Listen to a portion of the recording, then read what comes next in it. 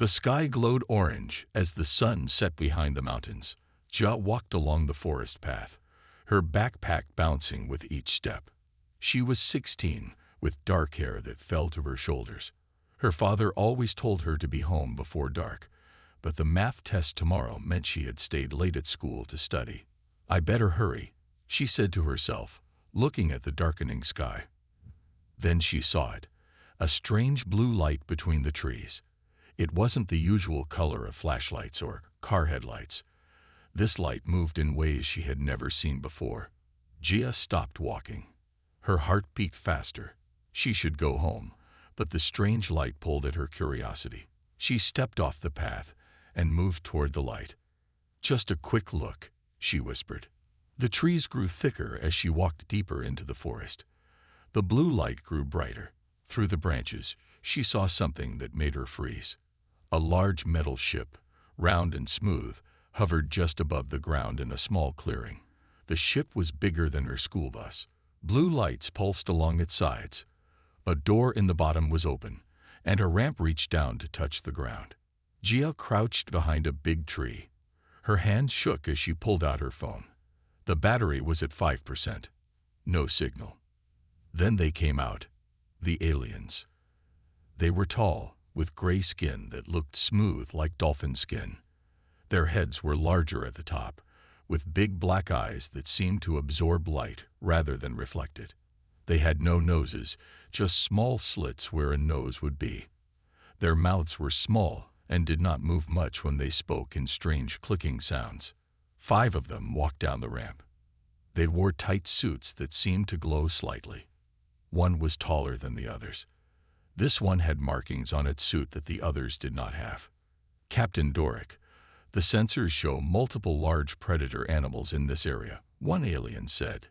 Its voice sounded strange, like it was speaking Korean but with a buzz behind each word. Jia blinked in surprise. How could she understand them? The tall alien, Captain Doric, nodded. "Good. The Confederation needs more data on Earth predators. They show interesting pack behaviors that could help us understand primitive social structures." Jia felt anger rise inside her. They talked about Earth animals like they were simple things to study. "What about the locals?" another alien asked, looking around nervously. "The humans in this region are few. Their technology is primitive. They will not detect our research stations," Captain Doric said. "Set up the communication field. I want to monitor the wolf packs before we capture specimens." The aliens took out strange devices and placed them in a circle around the clearing. The devices hummed and sank into the ground, disappearing from view. "Communication field active, Captain," one reported. "We can now interpret simple neural patterns from the local fauna." Captain Doric nodded. "Excellent. Begin monitoring the wolf pack located 2 kilometers north. Their alpha female has interesting leadership qualities we have not observed in other Earth predators." Jia's eyes widened. She knew that wolf pack. Her father, the park ranger, had shown her their territory last summer. He called the alpha female the wise one because she seemed so careful about keeping her pack safe. Now these aliens wanted to capture them. For what? To take them away. Jia's phone died with a small beep. One of the aliens turned toward her hiding place. "Did you hear that?" it asked. Jia held her breath. Captain Doric waved a hand. "Probably a small animal. Continue preparations. We will begin specimen collection tomorrow." As the aliens returned to their ship, Jia slowly backed away. She had to tell someone. But who would believe her? More importantly, she had to warn the wolves. The sky glowed orange as the sun set behind the mountains. Jia walked along the forest path, her backpack bouncing with each step. She was 16, with dark hair that fell to her shoulders. Her father always told her to be home before dark, but the math test tomorrow meant she had stayed late at school to study. "I better hurry," she said to herself, looking at the darkening sky. Then she saw it, a strange blue light between the trees. It wasn't the usual color of flashlights or car headlights. This light moved in ways she had never seen before. Jia stopped walking. Her heart beat faster. She should go home, but the strange light pulled at her curiosity. She stepped off the path and moved toward the light. "Just a quick look," she whispered. The trees grew thicker as she walked deeper into the forest. The blue light grew brighter. Through the branches, she saw something that made her freeze. A large metal ship, round and smooth, hovered just above the ground in a small clearing. The ship was bigger than her school bus. Blue lights pulsed along its sides. A door in the bottom was open, and a ramp reached down to touch the ground. Gia crouched behind a big tree. Her hands shook as she pulled out her phone. The battery was at 5%. No signal. Then they came out. The aliens. They were tall, with gray skin that looked smooth like dolphin skin. Their heads were larger at the top, with big black eyes that seemed to absorb light rather than reflect it. They had no noses, just small slits where a nose would be. Their mouths were small and did not move much when they spoke in strange clicking sounds. 5 of them walked down the ramp. They wore tight suits that seemed to glow slightly. One was taller than the others. This one had markings on its suit that the others did not have. "Captain Doric, the sensors show multiple large predator animals in this area," one alien said. Its voice sounded strange, like it was speaking Korean but with a buzz behind each word. Gia blinked in surprise. How could she understand them? The tall alien, Captain Doric, nodded. "Good. The Confederation needs more data on Earth predators. They show interesting pack behaviors that could help us understand primitive social structures." Gia felt anger rise inside her. They talked about Earth animals like they were simple things to study. "What about the locals?" Another alien asked, looking around nervously. "The humans in this region are few. Their technology is primitive. They will not detect our research stations," Captain Doric said. "Set up the communication field. I want to monitor the wolf packs before we capture specimens." The aliens took out strange devices and placed them in a circle around the clearing. The devices hummed and sank into the ground, disappearing from view. "Communication field active, Captain," one reported. "We can now interpret simple neural patterns from the local fauna." Captain Doric nodded. "Excellent. Begin monitoring the wolf pack located 2 kilometers north. Their alpha female has interesting leadership qualities we have not observed in other Earth predators." Jia's eyes widened. She knew that wolf pack. Her father, the park ranger, had shown her their territory last summer. He called the alpha female the wise one because she seemed so careful about keeping her pack safe. Now these aliens wanted to capture them. For what? To take them away. Jia's phone died with a small beep. One of the aliens turned toward her hiding place. "Did you hear that?" it asked. Jia held her breath. Captain Doric waved a hand. "Probably a small animal. Continue preparations. We will begin specimen collection tomorrow." As the aliens returned to their ship, Jia slowly backed away. She had to tell someone. But who would believe her? More importantly, she had to warn the wolves. The next day, Jia could not focus in school. Her math test sat in front of her, but the numbers blurred together. All she could think about were the aliens and their plan to capture the wolves. When the final bell rang, she ran out of school and straight to the forest. Dark clouds filled the sky, promising rain. Jia pulled her jacket closer and moved quickly along the path. She found a hiding spot near where she had seen the alien ship. After an hour of waiting, she heard strange humming sounds. Through the trees, she saw blue lights again. The aliens emerged from their ship, carrying strange metal devices. Captain Doric led them, pointing directions to the others. "Set the containment field here," Captain Doric ordered. "The wolf pack passes through this clearing when hunting." The aliens placed small discs in a wide circle. When activated, the discs shot beams of light upward that connected to form a dome. "The containment field is ready, Captain," one alien reported. Captain Doric nodded. "Now we wait." Jia stayed hidden, her legs cramping from crouching so long. The sky grew darker. Rain began to fall. but it did not touch the aliens. Some kind of shield kept them dry.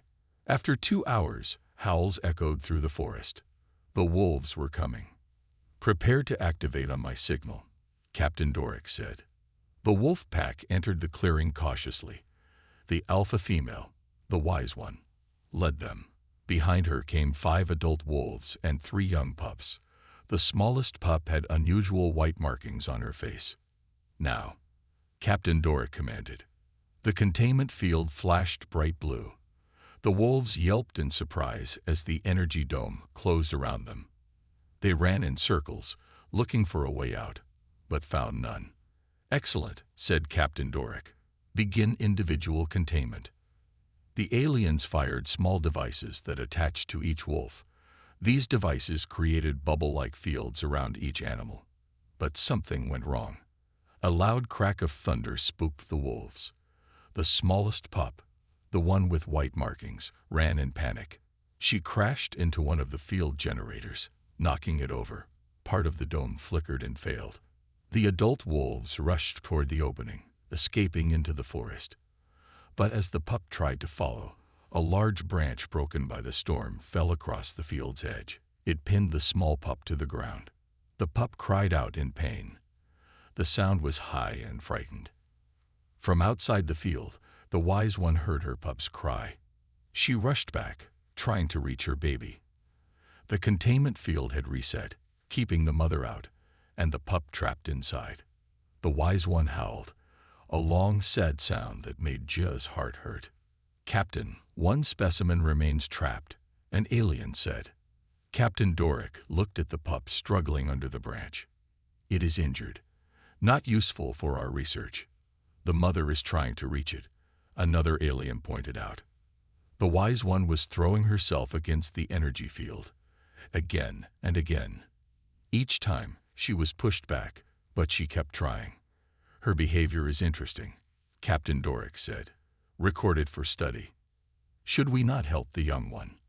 asked a smaller alien. Captain Doric turned cold eyes to the speaker. "Officer Miso, you forget our protocols. We observe. We do not interfere beyond our research parameters." "But it suffers needlessly," Officer Miso argued. "The suffering of one specimen is an acceptable loss," Captain Doric said firmly. "The mother's response provides valuable data on attachment behaviors." The wise one continued to howl, a sound so full of pain that even some of the aliens looked uncomfortable. "The storm is intensifying," Captain Doric noted as lightning flashed overhead. "Deactivate the containment field. We will try again tomorrow." "What about the trapped pup?" Officer Miso asked. "Leave it," Captain Doric ordered. "Nature will take its course." The aliens began packing their equipment. The containment field disappeared, but the fallen branch was too heavy for the mother wolf to move. As the aliens returned to their ship, the wise one stayed, howling for help that would not come. From her hiding place, Jia made a decision. She would not leave the pup to die. Jia waited until the alien ship rose into the clouds. The rain fell harder now, soaking her clothes. Lightning flashed across the sky, followed by loud thunder. The mother wolf continued to circle the fallen branch, howling and digging at the ground. The trapped pup whimpered weakly. "I have to help," Jia whispered to herself. Her father had taught her about wolves. They were dangerous, but this mother was desperate. Maybe she would understand Jia wanted to help. Slowly, Jia stepped out from her hiding place. The mother wolf saw her immediately. Her eyes locked on Jia, and she showed her teeth. A low growl rumbled from her throat. Jia stopped moving. She kept her eyes down, not looking directly at the wolf. Her father said this showed respect. "I want to help your baby," Jia said softly. "I'm not going to hurt her." The mother wolf continued growling, but she didn't attack. She looked from Jia to her trapped pup, then back to Jia. Jia took one small step forward, then another. The mother wolf's ears flattened, but she stepped back, giving Jia space. Strange, it was almost like the wolf understood. When Jia was 5 steps away from the pup, she knelt down slowly. The pup's eyes were wide with fear. Her white-marked face was muddy, and one leg was bent at a wrong angle. "It's okay, little one," Jia said. "I'll get you out." The branch was thick and heavy. Jia pushed with all her strength, but it barely moved. The mother wolf paced nervously nearby.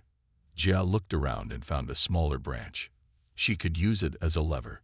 She wedged it under the big branch and pushed down hard. The branch lifted slightly. The pup tried to pull free, but her injured leg was still stuck.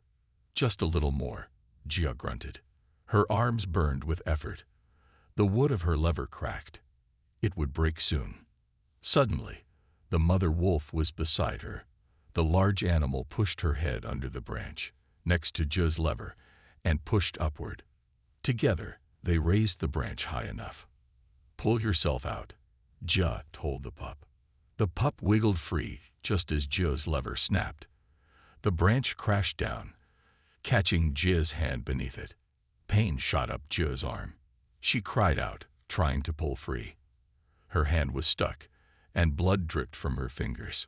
The mother wolf nudged her pup toward the trees, but the pup didn't move.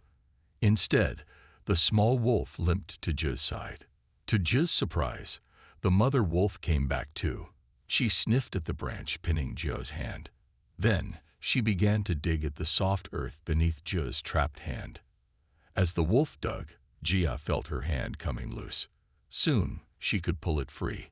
Her fingers were bloody and swollen, but she could still move them. "Thank you," Jia said, cradling her injured hand. The mother wolf looked at Jia with intelligent eyes. Something passed between them, an understanding. Then the wolf turned to her pup and gently picked her up by the scruff of her neck. Before leaving, the mother wolf looked back at Jia one more time. Jia felt something strange in her mind, a warm feeling like gratitude. Could she be imagining it? As the wolves disappeared into the trees, Jia noticed something glowing on the ground where the aliens' equipment had been, a small disc like the ones they had placed to make the containment field. It pulsed with blue light. Jia picked it up with her good hand.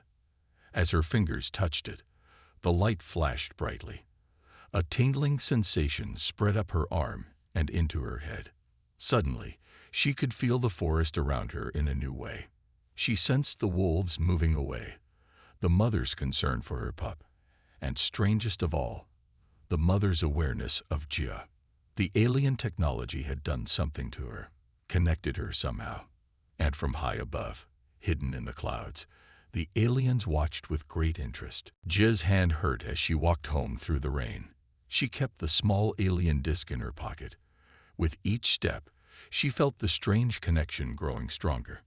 When she reached home, her father was waiting at the door. "Jia, where have you been?" "I was worried." Her father's face showed both anger and relief. "I'm sorry, Dad. Jia stopped. How could she explain about aliens and wolves? "I got lost in the storm." Her father noticed her injured hand. "What happened?" "I fell," Jia said. It wasn't completely a lie. As her father cleaned and wrapped her hand, Jia felt something strange, a presence in her mind.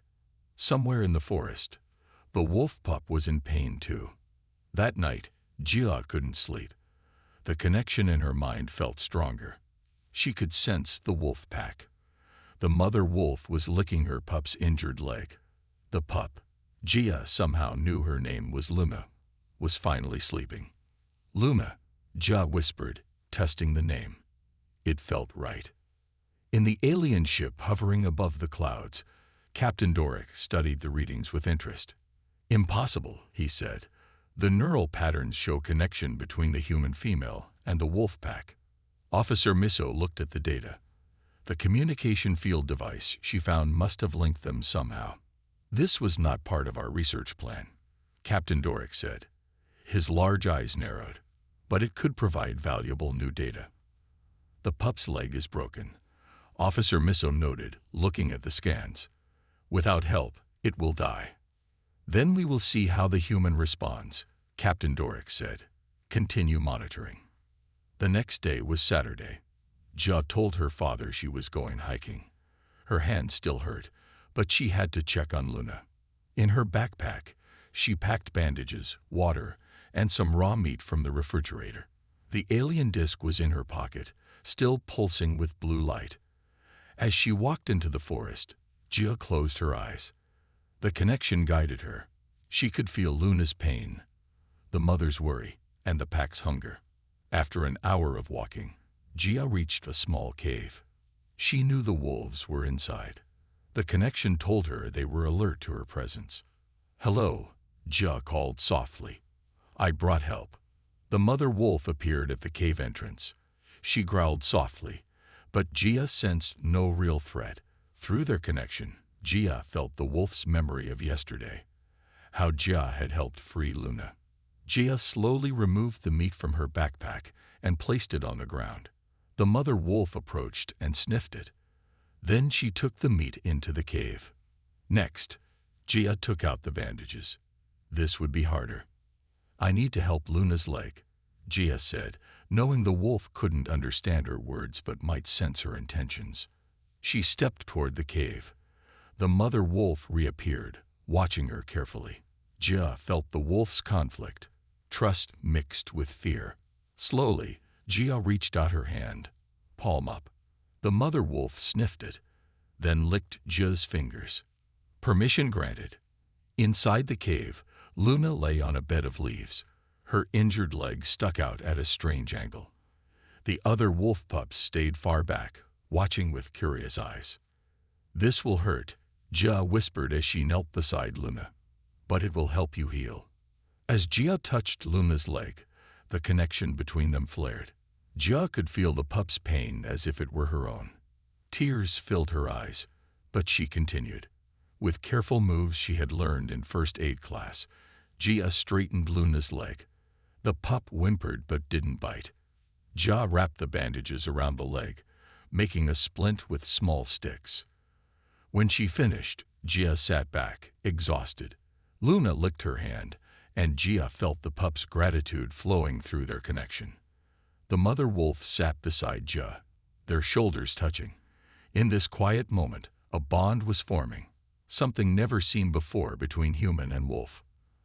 And from above, the aliens watched with growing fascination. "Captain," Officer Misso said, "I believe we have discovered something extraordinary." Captain Doric nodded slowly. "Yes. This changes everything." 2 weeks passed. Gia visited the wolf pack every day. Luna's leg was healing well. The small pup could now stand and take a few steps with her splint. The connection between Gia and the wolves grew stronger. Sometimes, Gia would wake up at night, seeing through Luna's eyes as the pup dreamed of running through the forest. One morning, Gia sat near the cave entrance. Luna was asleep with her head on Gia's lap. The mother wolf, whom Gia now called Nera, was teaching the other pups how to hunt small animals nearby. Suddenly, Nera's head snapped up. A low growl rumbled in her throat. Through their connection, Gia felt alarm. Something was coming. The familiar hum of the alien ship filled the air. Blue lights flashed through the trees. Gia's heart pounded in her chest. "They're back," she whispered to Luna. The pup's ears went flat against her head. Gia picked up Luna and carried her deeper into the cave. "Stay here," she told the pup. Luna whimpered but obeyed. Outside, Gia saw the alien ship landing in the clearing in front of the cave. The door opened, and Captain Doric stepped out, followed by Officer Misso and 3 other aliens. "The human female is here, as predicted," Captain Doric said, looking directly at Gia. Nera rushed back to the cave, standing in front of Gia with her teeth bared. The other adult wolves joined her, forming a protective line. "The wolves defend her," Officer Misso noted with surprise. "This is unprecedented behavior toward humans." Captain Doric held up a device that looked like the disc Gia had found. "The neural connection is strong. The communication field has created a link we did not think possible." Gia stepped forward, placing her hand on Nera's back to calm her. "Why did you come back?" she asked, surprised that she felt brave enough to speak to them. The aliens looked at each other in shock. "She speaks our language," one said. "No," Captain Doric replied. The translator is converting her speech, another effect of the neural link. Jia hadn't realized she was speaking differently. The words felt normal to her. "We have returned to continue our research," Captain Doric told her. "The connection between you and these predators is most interesting." "They are not just predators," Jia said angrily. "They have names. They have feelings. This is Nara, and her pup Luna is inside. The pup you left to die." Officer Miso stepped forward. "I argued against leaving the pup," she said softly. Captain Doric ignored this. "We wish to study the pack again. Their intelligence appears to have increased since connecting with you." "No," Jia said firmly. "You will not take them for your research." "You do not understand," Captain Doric said. "This is important to the Galactic Confederation. The connection must be studied." He raised another device, a small silver rod. "We will not harm them, but they will come with us." Jia felt Luna limping out of the cave to stand beside her. The other wolves moved closer, surrounding Jia and Luna. Something strange happened. Through the connection, Jia could feel all the wolves' thoughts joining together. Their minds linked with hers, becoming stronger. The alien disc in Jia's pocket glowed brightly. Energy seemed to flow from it, connecting all of them. "Captain," Officer Miso said urgently, looking at her scanner. "The neural patterns are synchronizing. All of them, the human and the wolves, are linking into a single network." Captain Doric lowered his device slowly. His large eyes showed something Jia hadn't seen in the aliens before: surprise and perhaps a hint of fear. "What are you?" he asked quietly. Jia felt power flowing through her. She could sense every wolf in the pack as if they were parts of herself. When she spoke, her voice seemed deeper, stronger. "We are family," Jia said, "and we will protect each other." The wolves howled together, one powerful sound that echoed through the forest. And for the first time, Captain Doric took a step back. Captain Doric regained his composure quickly. He straightened to his full height, towering over Jia. "This display is impressive," he said coldly. "But it changes nothing. You do not understand what is happening here." Jia stood her ground. Luna pressed against her leg. "Then explain it to me." Captain Doric looked at his fellow aliens, then back at Jia. "Very well. The communication field was designed to let us understand simple animal thoughts. It was never meant to create the kind of connection you have with these wolves. The fact that it happened with you suggests something unique about humans," Officer Miso added, stepping forward. "Or perhaps something unique about you, specifically." The wolves remained in a protective circle around Jia and Luna. Through their connection, Jia felt their readiness to attack if needed. "What do you really want?" Jia asked. "Knowledge," Captain Doric said simply. "The Galactic Confederation explores the universe, studying all forms of life. Your planet is rich with diversity, but considered primitive." "Primitive?" Jia felt anger rising. "We may not have spaceships like yours, but we understand something you don't." "And what might that be?" Captain Doric's voice held a hint of amusement. "Compassion," Jia said firmly. "You left Luna to die because it was convenient. You saw Nara's pain as just data for your research." Officer Miso looked down, clearly uncomfortable. The other aliens shifted their feet. "Compassion is inefficient," Captain Doric said dismissively. "The Confederation progresses through logical decisions, not emotional ones." Jia took a step forward. The wolves moved with her, like extensions of her own body. "If compassion is so inefficient, why did it save Luna when your logic would have let her die? Why did it create this bond that you find so interesting?" For the first time, Captain Doric seemed unsure how to respond. Officer Miso spoke up. "The girl raises a valid question, Captain. Our logic failed to predict this outcome. Perhaps we should consider that our understanding is incomplete." Captain Doric's eyes narrowed. "You forget your place, officer." "No," Miso said, straightening her back. "I remember my duty to the Confederation, to seek truth, not just confirm what we already believe. The tension in the air was thick. Jia could feel the wolves' muscles tensing, ready to spring. Suddenly, a loud beeping came from the alien ship. One of the other aliens checked a device. "Captain, we have a problem," the alien reported. "Other wolf packs in the region are showing similar neural patterns to this one. The effect is spreading." Captain Doric turned sharply. "Impossible. The communication field was contained to this area. The data is clear," the alien insisted. "Something is connecting them across distances. And more concerning, their intelligence levels are rising rapidly." Jia felt it too, distant minds joining with theirs. Other wolves, far away, somehow linking to the network that connected her to Luna's pack. "You see," Jia said, "this isn't just about me or these wolves. Something bigger is happening." Captain Doric stared at her for a long moment. Then he made a decision. "We must report this to the Confederation Council immediately," he said to his crew. "This development could change our understanding of Earth's potential." He turned back to Jia. "You have created something we did not think possible. The Council will want to meet you." "I'm not going anywhere," Jia said firmly. "And neither are my friends." "You misunderstand," Officer Miso said gently. "The Council won't come to capture you. They will come to evaluate whether Earth is ready for formal contact." Jia blinked in surprise.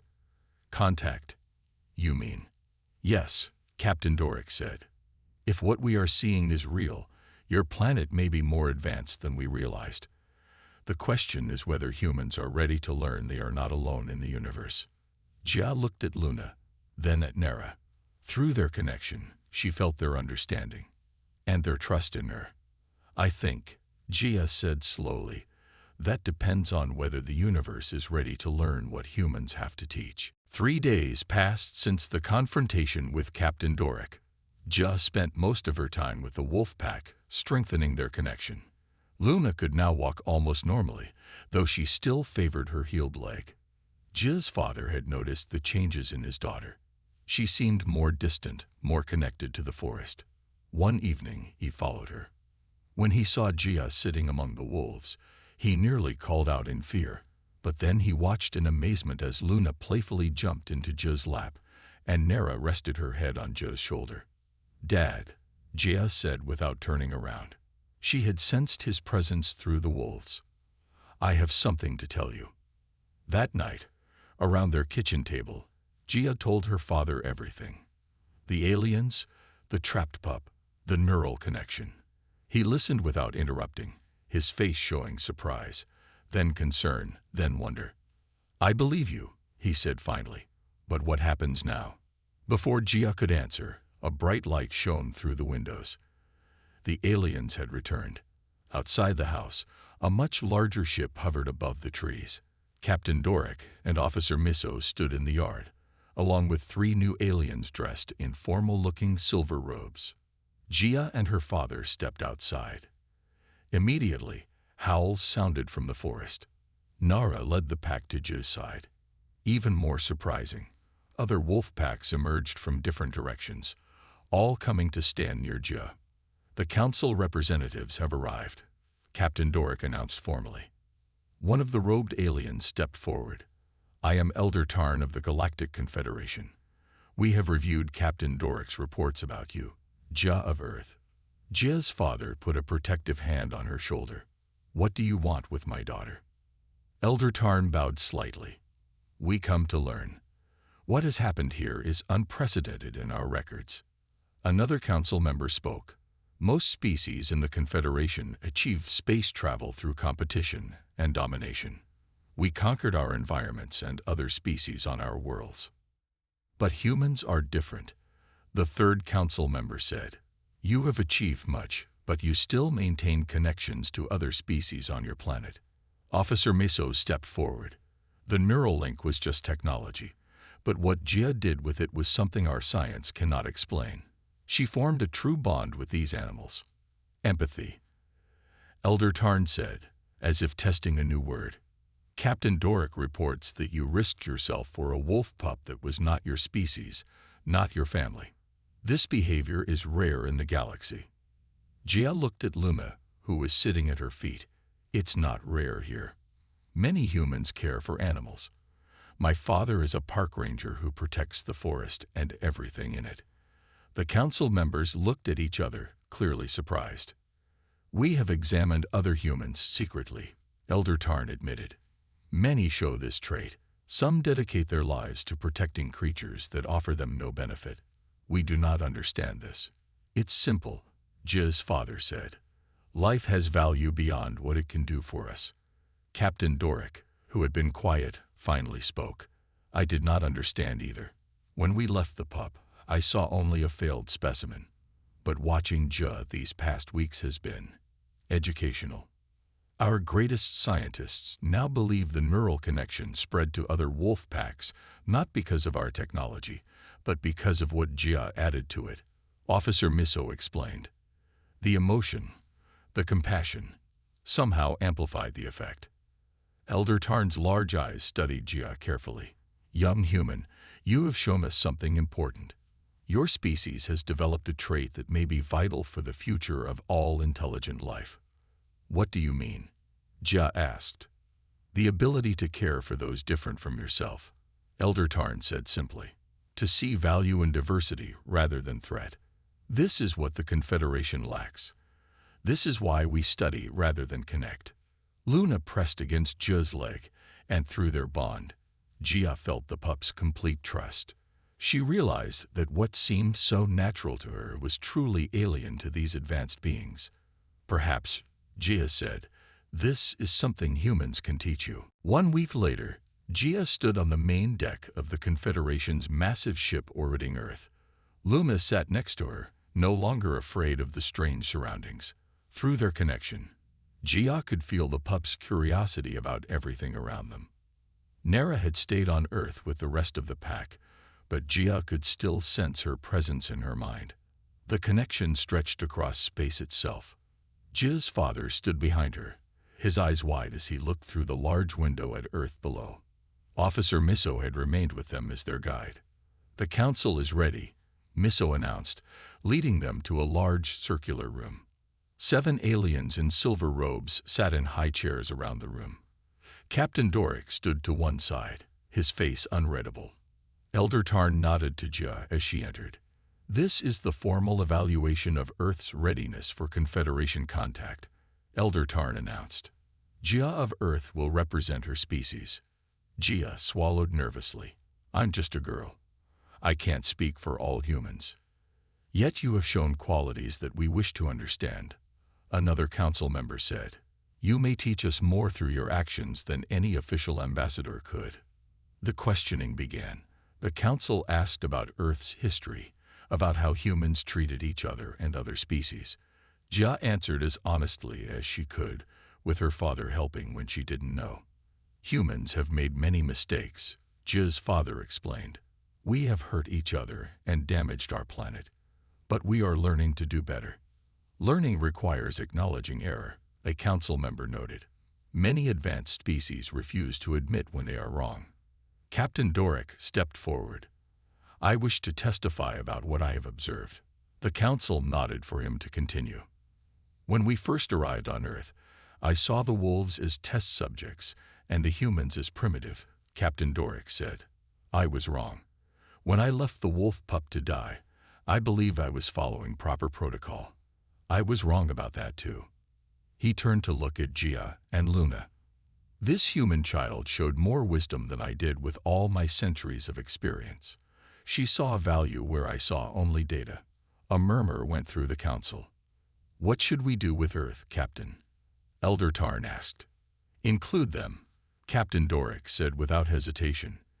Not as subjects to study, but as partners to learn from.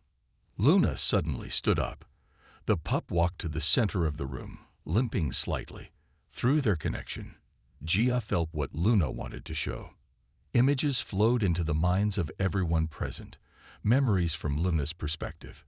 The terror of being trapped, the pain of the broken leg, the mother's desperate attempts to help, the aliens walking away. Then, Jia coming, the gentle hands, the The care and concern. The healing. The room fell silent as Luna finished sharing her memories. The animal speaks without words, one council member whispered in awe. Jia walked to Luna's side. This is what humans understand that you're still learning. Every living thing has a voice if you're willing to listen. Elder Tarn stood from his high chair and descended to the floor level. He knelt down, making himself smaller, and gently extended a hand toward Luna. Luna sniffed his hand, then allowed him to touch her head. I have lived for 400 years, Elder Tarn said softly. I have visited 117 worlds, yet I have never connected to another species like this. He looked up at Jia. The Confederation has much knowledge to share with Earth, but it seems Earth has just as much to teach us. Elder Tarn stood and addressed the council. I propose that we recognize Earth as a world of special significance, not just for its biodiversity, but for its species' capacity for cross-species empathy. One by one, the council members nodded their agreement. It is decided, Elder Tarn announced. Earth will be welcomed into the Galactic Confederation, not as a junior member, but as a special advisor on interspecies relations. Jia looked at her father in amazement. What had started with saving one wolf pup had changed humanity's future among the stars.